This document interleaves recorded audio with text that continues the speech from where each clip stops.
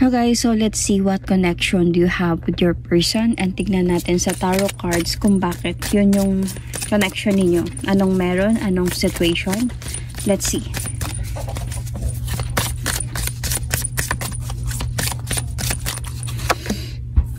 Confusions.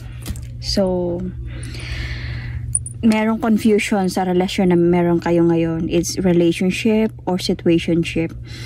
All seekers of truth experience confusions. Ask the divine to provide the answers you need. So, let's see, bakit confusions? Anong meron? Anong nangyayari? Might be a part of having a Mercury retrograde ngayon. And pag sa Pilipinas pa, sa init ng panahon.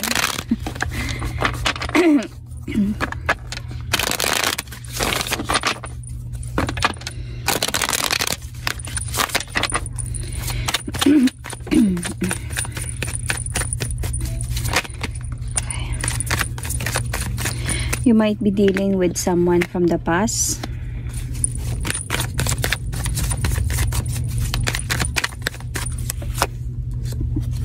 You might be a Libra or a Gemini or Virgo.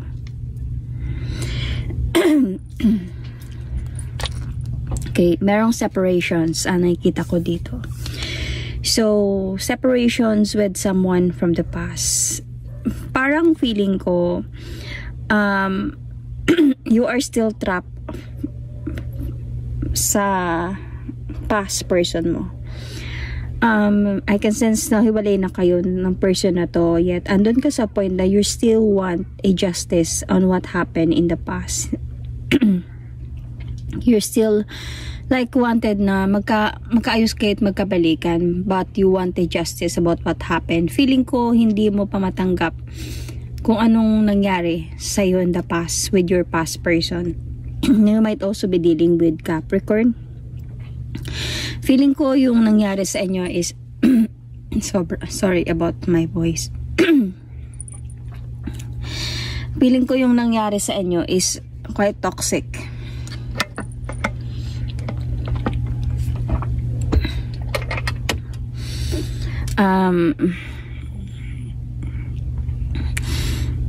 Until sa point na nagkaroon ng parang decision na parang dahan-dahan na nagfe-fade yung pagsasama, yung happiness, naging cold because of betrayals. So, might be your person move forward to somebody else. Naghiwalay kayo, dahan-dahan kayo nawasak ng person na to. And parang para sa'yo, hindi mo matanggap na nangyari yun sa inyo. Na ganun-ganun na lang. So, nagkaroon talaga kayo dito ng a lot of fights, arguments, and and you still want this person to move forward towards with you, to talk to you, to offer a new beginning with you, na maging matino siya this time.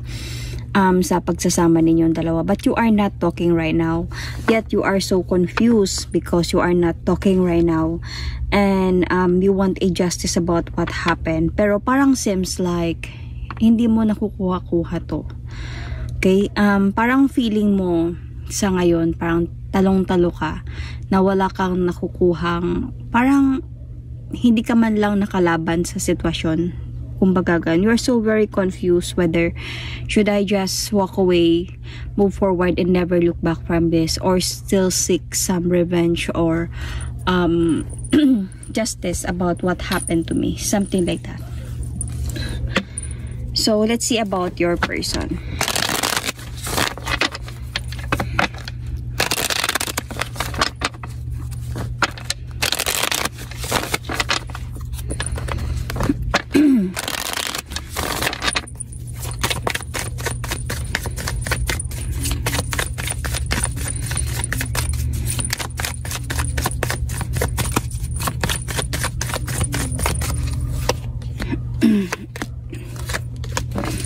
Your person is with somebody else right now. ito yung dahilan kung bakit siya nag-cheat sa'yo. So, he is with somebody else right now. And para sa kanya, the cycle has already ended. May changes na sa buhay niya. And kaya pala nandito ka sa point of confusions and you want justice because maybe nakikita mo siya or nalalaman mo, naririnig mo na they are okay. Okay? They are celebrating, they are okay, they are fine. At tapos ikaw nasasaktan pa. So, nag-move forward towards there yung person mo. And ikaw sobrang nabibigatan ka sa problema pa rin ninyong dalawa. Like, hindi ka pa din talaga, like para sa'yo, unfair yung mga nangyayari. You are very much disappointed. Yet, matagal kayo nito. Madami kayong pinagdaanan. Because this is someone from the past. So, madami kayong pinagdaanan ng person na to. Tapos, nalaman mo ngayon na nasa iba siya and they are okay. So, parang you want this person, parang gusto mong manalo, kumbaga, sa laban, na babalik siya sa'yo at ikaw yung nanalo. Parang ganun.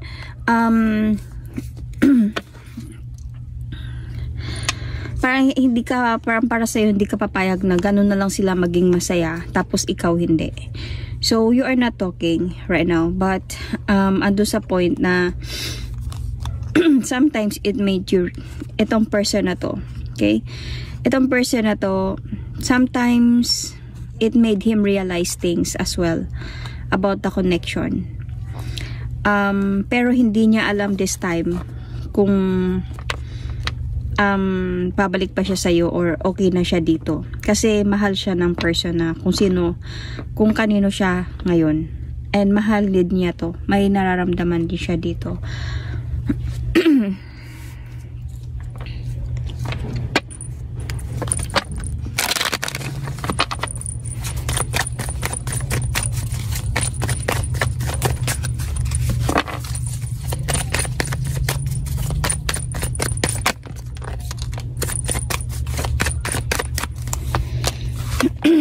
Ayaw ka muna niyang kausapin. Yun yung feeling niya towards with you. Parang gusto niya lang sana makamove on ka na from what happened. Yun yung feeling niya na he's really like wanted na to have a soul searching pa talaga. Wanted to stay away and be quiet from you muna. Ayaw ka muna talaga niyang kausapin. I think that para sa kanya, tinuldukan niya na to. And parang hindi niya na ata tatanggapin yung offer, anything offer from you. Hindi siya sure. Parang hindi siya sure. Parang ano siya sa point na naka-decide na siya na hayaan na lang na maging cold yung situation. I sense here that you are still like siguro communicating with this person. Nagkikipag-communicate ka pa din sa kanya dito. Like trying to bring back the relationship na maging okay ulit. And trying na to get your justice on what happened. And sa kaya hindi kanya kinakausap mo na ngayon. Magulo yung isipan niya. Magulo yung isipan niya. Because he is already in a relationship right now with that person. Kung saan na dahilan kung bakit siya nag-cheat sa'yo, doon siya ngayon. Nandun siya ngayon. And sometimes it made him realize things. But then andun din siya sa point na he wanted to have a new beginning in his life. So, hindi pa siya sure sa mga decision niya talaga, kung ano man yung decision niya. Hindi siya sure kung mag-move forward na ba talaga siya and never look back from you, or still na gusto niya lang talaga muna magpahinga and saka na siya mag-decide kung anong mangyayari. Kasi napagod siya sa away ninyo. Sa ngayon, para sa kanya, wala na kayo. The cycle has already ended. Pero, deep inside sa kanya is like nag-iisip pa din siya. So there's also a confusion here from this person and yours.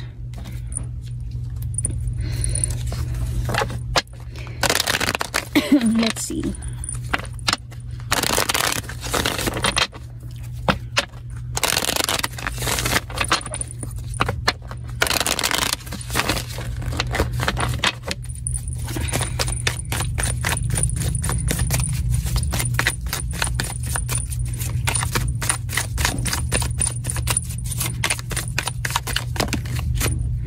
Madami.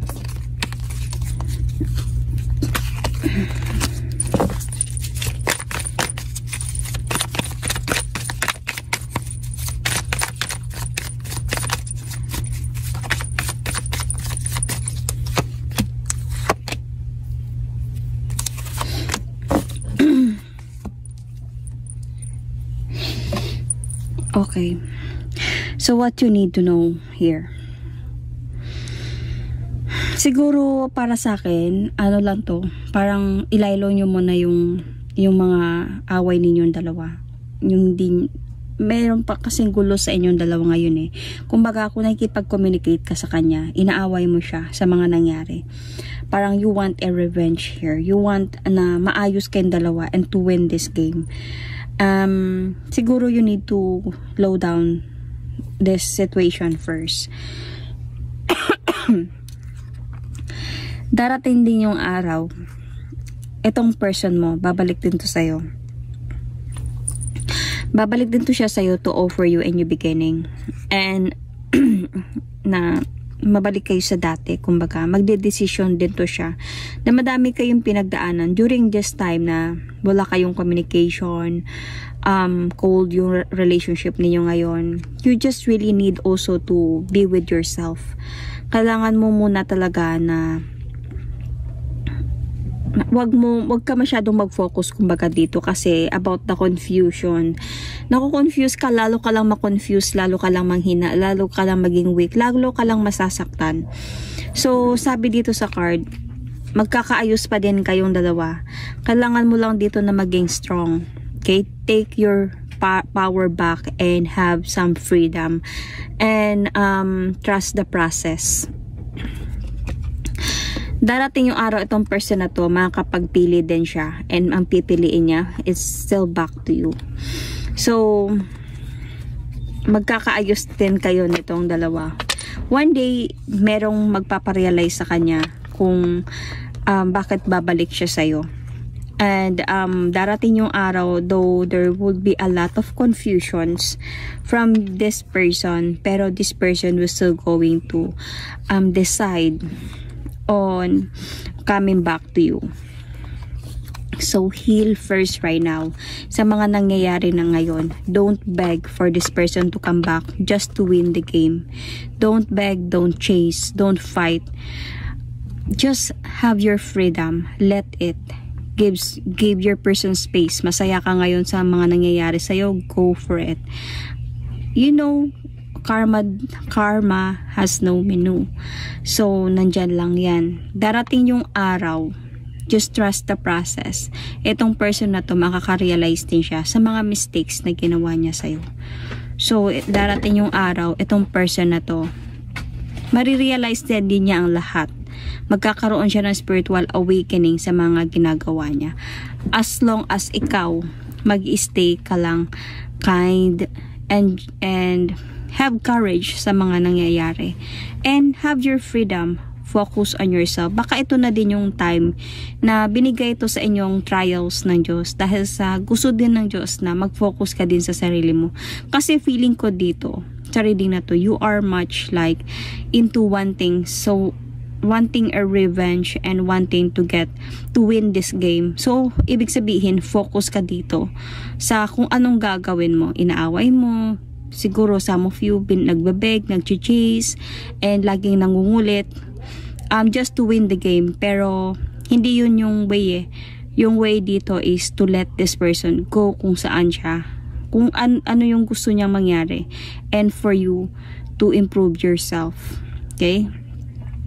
improve nyo yung self. Ito na yung tinatawag na self-love, self-care, you know. So, yeah, focus on yourself and have your freedom. That doesn't mean na maghanap ka ng iba. Just to let him or her, see na kaya mong wala siya. No, hindi sa ganun. But, to let him or her see that kaya mong wala siya kahit mag-isa ka lang. Okay? Because, you have yourself. You know you are worth it. You know you are deserving. And you can be happy and success kahit wala siya. And, you know, one day, marirealize niya lahat na yun. That, makita niya kung, yung pagbabago mo, like, magiging blooming ka ulit. Yeah, it's true. Yung pag-aayos mo sa sarili, isa yan sa makakapag-change ng mind nila. Yung magpo-focus ka sa goals mo, kung may business ka sa business mo, sa career mo, sa katawan mo, ayusin mo yung pananamit mo ulit. You need to be bloom again and to be happy, not just happy, fake happy, pero just really be happy with your friends, with your family, without mentioning this person, without paparinig sa social media about this person, without anything na involve itong person na to. One day, marirealize niya yan, ay, hindi na pala ako parang, kasi madami kayong pinagdaanan na nito eh. So, hindi na pala ako part ng kanyang goals. Dati may plano kaming dalawa, dating ganun. Hindi na pala ako, parang, bakit parang hindi na ako naging part? Parang feeling ko, lumalayo na talaga siya sa akin. If this person love you, even if he cheated on you, if this person meron talaga siyang pagmamahal sa'yo before, like, natukso lang siya, naipit siya sitwasyon or whatever, marirealize niya to. Marirealize niya lahat na to. Kasi, yes, it's true. Yung hindi mo naman natuturuan talaga yung tao na magmahal. Natutukso talaga sila. People commit mistakes, whether lalaki man yan o babae. Natutukso talaga, lalo na nowadays, this generation. Pero that doesn't mean na natukso sila, forever na sila na matukso doon. Pwedeng magbalik yung pagmamahal nila. Nakadepende yan sa kung anong action ang gagawin mo. If you were going to beg, chase, fight for it, go for it, mangungulit, maging clingy and everything, maging weak, iiyak, wala kang makakuha doon.